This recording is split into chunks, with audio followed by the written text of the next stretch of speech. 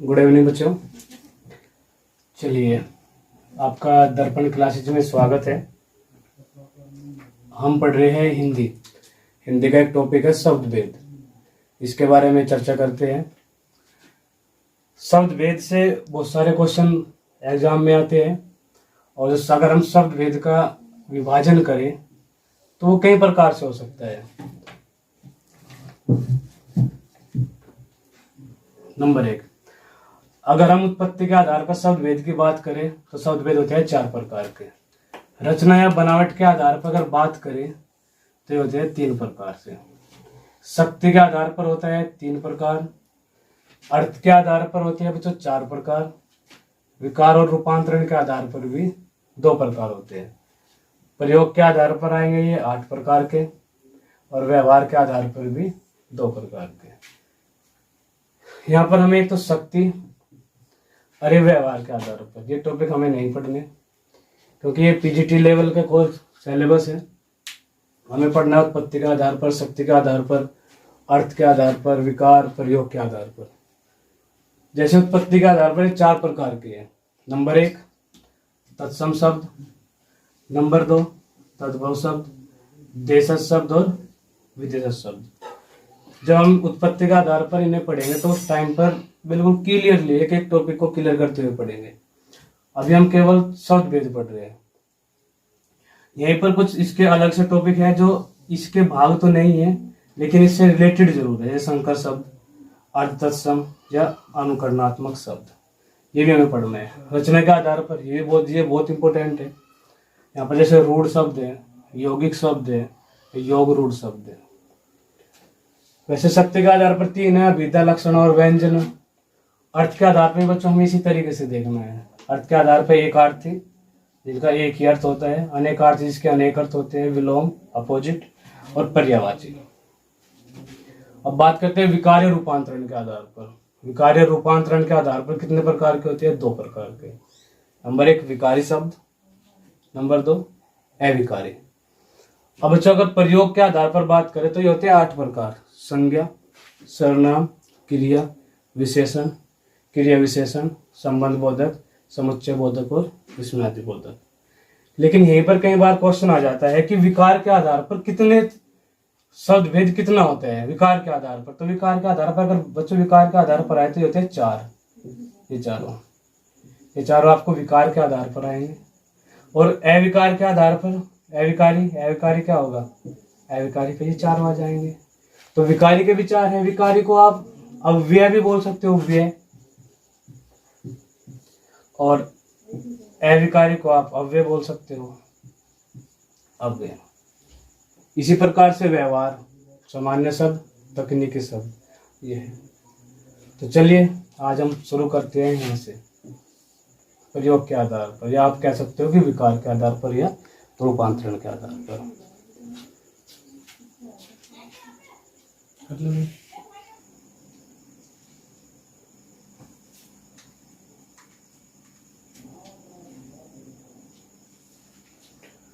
तो चलिए बच्चों, इसी का अगला चैप्टर या आप अगला टॉपिक पढ़ सकते हो, जैसे विकार या रूपांतरण। विकार या रूपांतरण के आधार पर अगर हमें शब्द भेद करना हो 2 प्रकार का होगा, व्यय या विकारी, दूसरा अव्यय और अविकारी कह सकते हैं। अगर व्यय की बात करें तो हमने अभी पढ़ा था कि संज्ञा, सर्वनाम, विशेषण और क्रिया। अब बच्चों में कुछ शब्द लिखा है, संज्ञा ये लड़का हो गया, सर्वनाम वह हो गया, विशेषण अच्छा हो गया और क्रिया जाता हो गया। अब इसी में हम देख सकते हैं जैसे अगर हमें एक चीज और है, तत्व। जो विकार रूपांतरण आधार पर तत्व होंगे वे 3 होंगे, लिंग, वचन और कारक। लिंग, वचन और कारक। अगर संज्ञा की बात करें, संज्ञा में जैसे लड़का संज्ञा है और हम इसे बदलना चाहें लिंग के अनुसार, तो आप लड़का क्या कर सकते हो? आप लड़का कर सकते हो लड़की। दूसरा वचन के अनुसार क्या कर सकते हो? आप वचन के अनुसार आप कर सकते हो लड़के। वो सारे लड़के हो जाएंगे तो वचन के अनुसार भी चेंज हो जाएगा। उसके बाद अगर कारक की बात करें तो कारक की जगह हम क्या लिख सकते हैं? जैसे लड़कों ने, जैसे ने, चिन्ह, कर्तने, कर, इस तरीके से ये कारक चिन्ह है।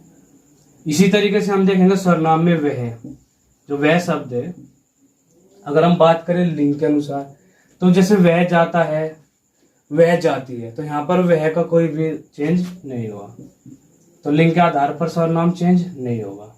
वचन के आधार पर वह एक है और इसका बहुवचन बन सकता है वे, और कारक के अनुसार क्या बन सकता है इसका उन्होंने। हम कारक पढ़ेंगे तो इनका कंप्लीट रिवीजन करेंगे, वहां पर कंप्लीट पढ़ेंगे इनको।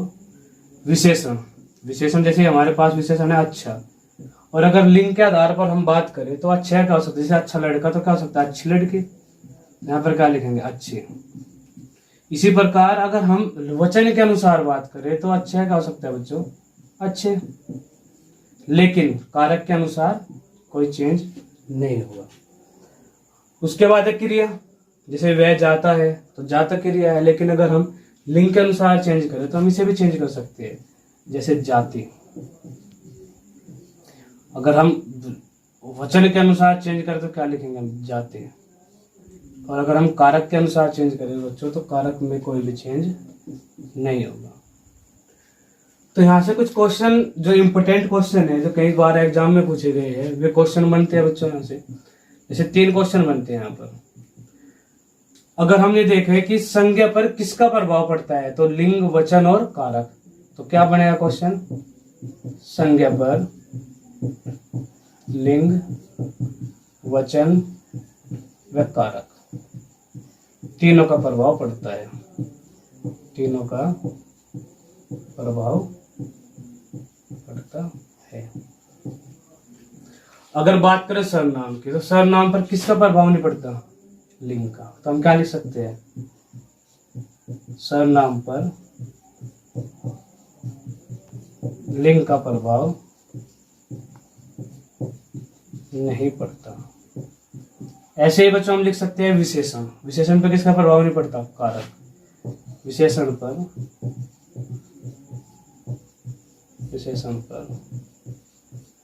कारक का प्रभाव नहीं पड़ता। बिल्कुल सेम ऐसे ही क्रिया है, यहाँ पर क्या आएगा बच्चों, क्रिया पर भी कारक का प्रभाव नहीं पड़ता। अगर हम बात करें बच्चों, अगर इसी टॉपिक की अगर हम आगे बढ़ाए, व्यय या विकारी, अविकारी, तो इसमें हमारे पास यहाँ पर क्रिया विशेषण है, संबंधवाचक है, समुच्चय बोधक है। बच्चों हमारे चैप्टर है जिन्हें हम आगे क्लास में कवर करेंगे, लेकिन फिलहाल यहाँ पर ये चीजें समझना जरूरी है। जैसे क्रिया विशेषण, तो क्रिया विशेषण एक शब्द होता है बच्चों, धीरे धीरे आप वहाँ का अच्छी तरीके से समझ में आएगा, हम पढ़ेंगे इसे नेक्स्ट क्लास में, या जब भी इसका टॉपिक टर्न आएगा। उसके बाद संबंध बोधक, संबंध बोधक में जैसे के अलावा, के बिना, इस तरह के शब्द आएगा संबंध बोधक में। और समुच्चय बोधक में आएगा बच्चों जैसे पक्षी सूरज निकला और पक्षी चहके, तो यहाँ पर जो और शब्द है वो क्या आएगा बच्चों, समुच्चय बोधक। विस्मयादि बोधक में आप सभी जानते हो, ये वाला विस्मयादि बोधक चिन्ह आएगा, एक्सक्लेमेटरी साइन जब आप इंग्लिश में बोलते हो उसे। तो बच्चों ये विकार और रूपांतरण के आधार पर हमने व्यय और थोड़ा सा अव्यय और विकारी के बारे में पढ़ा। सबसे मेन चीज क्या थी कि इन पर प्रभाव किसका पड़ता है और किस प्रकार से प्रभाव पड़ता है। तो हमने यहाँ पर पता किया कि जैसे संज्ञा है, हमने संज्ञा एक संज्ञा लिख ली, इसी प्रकार एक सर्वनाम लिख लिया, एक प्रकार विशेषण और एक क्रिया। तो हमने यहाँ पर इन तीनों के अनुसार ये चेक किया कि किसका प्रभाव पड़ता है और किसका प्रभाव नहीं पड़ता। तो चलिए बच्चों आप एक स्क्रीनशॉट ले लें, एक स्क्रीनशॉट लीजिए।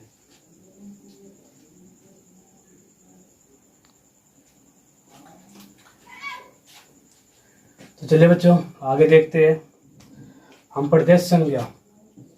सभी बच्चे जानते हैं संज्ञा को इंग्लिश में क्या कहते हैं, नाउन। अब कुछ संज्ञा पढ़ने से पहले बच्चों कुछ यहीं से कुछ ऐसे शब्द, ऐसे क्वेश्चन है जो चैप्टर शुरू होने से पहले बन जाते हैं। जय संज्ञा का निर्माण, ये संज्ञा का निर्माण किन शब्दों से हुआ है, या आप कह सकते हो संज्ञा में किस प्रकार का लिंग है, या आप कह सकते हो कि संज्ञा में किस प्रकार की संधि है। जो संज्ञा शब्द है उसमें किस प्रकार की संधि है, या फिर आप कह सकते हो कि संज्ञा का संधि विच्छेद क्या है।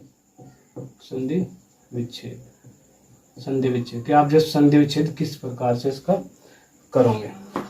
अब आगे पढ़ सकते हैं कि संज्ञा का अर्थ क्या है। संज्ञा का अर्थ क्या है। ये क्वेश्चन भी कई बार परिभाषा से क्वेश्चन आता है कि संज्ञा की परिभाषा क्या है। तो परिभाषा भी एक नॉर्मल तरीके से हम परिभाषा देख लेंगे। उसी प्रकार फिर यहाँ से हम देख सकते हैं कि विकार, विकार के आधार पर संज्ञा है क्या, जो अभी अभी हमने पढ़ा था। तो विकार के आधार पर संज्ञा क्या है, या प्रभाव किसका पड़ता है संज्ञा पर। या फिर एक क्वेश्चन आ सकता है बच्चों की संज्ञा में कारक कितने होते हैं, ये क्वेश्चन भी हाँ, तो ये मैं ये कह रहा था बच्चों कि एक क्वेश्चन आता है कि संज्ञा पर प्रभाव किसका पड़ता है, या फिर क्वेश्चन आ सकता है कि संज्ञा में कारक कितने होते हैं बच्चों। क्योंकि यहाँ से क्वेश्चन कई बार पूछा गया है आपको यूपीएससी में, यूपी ट्रिपल एस जो यूपी के अंदर आप एग्जाम दोगे समीक्षा अधिकारी, इस तरीके से कई सारे क्वेश्चन में पूछा गया है, कई सारे एग्जाम में पूछा गया है। और संज्ञा के भेद, यहाँ पर थोड़ा बच्चों डाउट है, वो बताऊंगा मैं किस तरीके का डाउट है, क्या डाउट है। तो सबसे पहले हम देख सकते हैं कि संज्ञा का निर्माण कैसे, किन शब्दों से होता है। संज्ञा का निर्माण होगा बच्चों सम प्लस ज्ञा।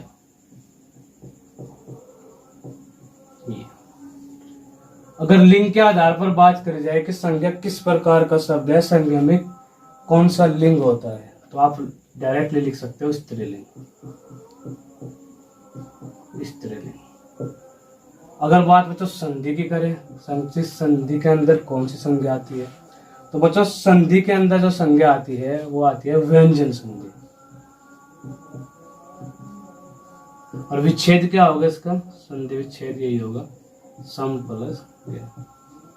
मतलब जब भी इस व्यंजन संधि में, चलो मैं आपको बता दूं, जब भी इस व्यंजन संधि में मैं के बाद कैसे लेके अज्ञानी तक, जिसे बोलते हैं अज्ञे, यहाँ तक का कोई भी शब्द आए लेकिन मैं ना हो, तो ये आधा मैं अपने पहले वाले अक्षर के ऊपर बिंदी का निर्माण करता है। जैसे ये मैं खत्म हो जाएगा तो क्या आ जाएगी, बिंदी आ जाएगी, संज्ञा बन जाएगा इसी तरीके से। ठीक है। अगर हम बात करें संज्ञा की कि संज्ञा का अर्थ क्या है, तो बच्चों संज्ञा का अगर हम नॉर्मली वन वर्ड में देना चाहे आप, तो यहाँ पर आप लिख सकते हो कि संज्ञा का अर्थ होता है नाम।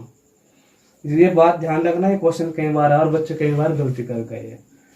संज्ञा का अर्थ होता है नाम। ठीक है बच्चों, संज्ञा का अर्थ क्या होगा, नाम। और परिभाषा भी वैसे तो की है कि किसी व्यक्ति वस्तु स्थान के नाम को क्या कहते हैं बच्चों, संज्ञा कहते हैं। लेकिन फिर भी अगर हम लिखना चाहे, आप नॉर्मल तरीके से लिख सकते हो कि किसी के भी नाम के और नाम वाले शब्दों को संज्ञा कहेंगे, या वही जो डेफिनेशन है किसी व्यक्ति वस्तु स्थान भाव के नाम को क्या कहेंगे, संज्ञा कहेंगे। तो परिभाषा आप लिख सकते हो, कोई दिक्कत नहीं है। विकार के आधार पर संज्ञा क्या है बच्चों, अभी अभी थोड़ी देर पहले हमने डिस्कस किया था कि विकार के आधार पर संज्ञा क्या है बच्चों, विकारी रूपांतरण के आधार पर विकारी शब्द है। कौन शब्द है, विकारी या व्यय शब्द है, आप ये लिख सकते हो। और प्रभाव किस किस का पड़ता है बच्चों, अभी अभी थोड़ी देर पहले डिस्कस किया था कि इस पर प्रभाव किस किस का पड़ता है। प्रभाव पड़ता है लिंग, वचन और कारक। और संज्ञा पर यहाँ पर कारक कितने होंगे, संज्ञा में कारक कितने होंगे, तो आप नॉर्मल लिख सकते हो, वैसे भी 8 होते हैं, 8। और संज्ञा के भेद क्या अगर बात करें तो 5। बच्चों अगर पहले 2015 तक ये क्वेश्चन आया कि संज्ञा के भेद कितने हैं, तो उस टाइम तक भेद माने गए थे 3। वो बात अलग है कि किसी ने अर्थ के आधार पर, किसी ने मुख्य भाव के आधार पर, किसी ने स्वभाव के आधार पर, किसी ने प्राणीवाचक संज्ञा, वो सारी संज्ञा इस तरीके से डिवाइड किया है। लेकिन अगर नॉर्मल अगर क्वेश्चन आता था 2015 तक, तो वहां पर ये क्वेश्चन बनता था कि संज्ञा के कितने भेद हैं, तो वहां पर आंसर था 3। लेकिन 2015 के बाद कुछ विद्वानों ने, या आप कह सकते हो कि जो मान्यता दी गई वो 5 भागों को दी गई। चलिए इस भेद के बारे में भी आप एक बार डिस्कस करते हैं। अच्छा चलो एक बार आप इसका स्क्रीनशॉट ले लीजिए, फिर बात करते हैं भेद के बारे में। चलिए हो गया। तो अगर बच्चों भेद के बारे में मैं केवल इंपोर्टेंट बताऊंगा, वैसे बहुत सारी चीजें हैं जो कोई प्राणीवाचक, कोई अप्राणीवाचक, कोई धातुवाचक, इस तरीके से। लेकिन हम यहाँ पर नॉर्मली बात करेंगे जैसे स्वभाव के आधार पर। स्वभाव के आधार पर संज्ञा कितने भेद होंगे। या फिर हम बात कर सकते हैं संज्ञा के मुख्य भेद कितने हैं, या फिर हम बात कर सकते हैं कि अर्थ के आधार पर संज्ञा के भेद कितने हैं।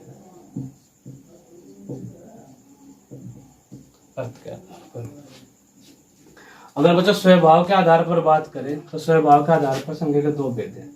नंबर एक वस्तु, एक तो आएगा बच्चों वस्तु, और दूसरा आप लिख सकते हो धर्म गुण या भाव, कुछ भी लिख सकते हो, धर्म गुण या भाव। यहाँ से कई बार क्वेश्चन पूछा है लेकिन वो टीजीटी या पीजीटी में पूछा गया है।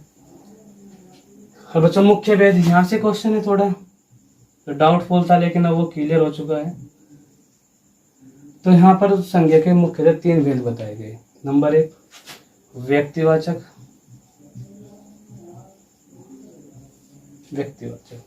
दूसरा जातिवाचक, और तीसरा बच्चों पता होगा आपको वैसे भाववाचक। तीसरा है भाववाचक। तो यहाँ पर मुख्य भेद कितने हो गए, व्यक्तिवाचक, जातिवाचक और भाववाचक। अब बच्चे हमारे दो भेद बचते हैं, जो समूहवाचक है और परिमाण या द्रव्यवाचक कह सकते हैं, पदार्थ या द्रव्यवाचक सॉरी। तो वे इसी के भेद बताए जाते हैं। पहला भेद क्या बताया गया कि एक समूहवाचक, समूहवाचक भी किसके अंदर आया था बच्चों, जातिवाचक के अंदर, समूहवाचक संज्ञा। फिर इसका भेद था एक पदार्थवाचक। आप पदार्थवाचक कह सकते हैं, आप कह सकते हो द्रव्यवाचक संज्ञा।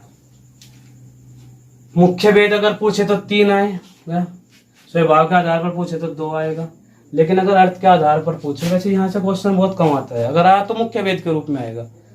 अर्थ के आधार पर आएगा तो अर्थ के आधार पर डायरेक्टली आप बताओगे पांच, क्योंकि पांच को ही मान्यता प्राप्त है फिलहाल के समय में। 2015 के बाद जो अर्थ के आधार पर संज्ञा बताई गई या कैसे भी संज्ञा, वो पांच रूपों से बनती है। जैसे ये है ना, ये पांचों जो अलग अलग रूप बनाए हैं, ये अलग अलग ना करके इनके एक जगह नाम दे दिया गया। जैसे व्यक्तिवाचक कर सकते हो आप,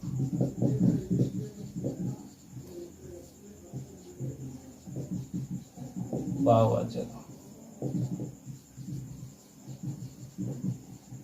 समूहवाचक, पदार्थवाचक या द्रव्यवाचक। तो ये पांच प्रकार है बच्चों। तो आज की क्लास यहीं पर समाप्त करते हैं। कल फिर आपसे मुलाकात होगी इसी टॉपिक को आगे जारी करते हुए। तो यहाँ से जो स्ट्रक्चर हमने बनाए हैं, यहाँ से बहुत सारे क्वेश्चन एग्जाम में आए हुए हैं। अब डायरेक्टली यहाँ से क्वेश्चन कर सकते हैं एग्जामिनर की संज्ञा का निर्माण किन शब्दों से हुआ है, संज्ञा में किस प्रकार का लिंग है, संधि कैसी है, अर्थ क्या है, परिभाषा, विकार, प्रभाव, कारक, भेद, ये यहाँ से भी क्वेश्चन आए। तो बच्चों आप बस इतना ही काफ़ी आज। कल हम इनके बारे में पढ़ेंगे। कल हमारा संज्ञा लगभग जहाँ तक उम्मीद है समाप्त हो जाएगा। तो कल मिलते हैं दर्पण क्लासेज में। समय देने के लिए आपका धन्यवाद, और चैनल को सब्सक्राइब करें, लाइक और शेयर करें। धन्यवाद।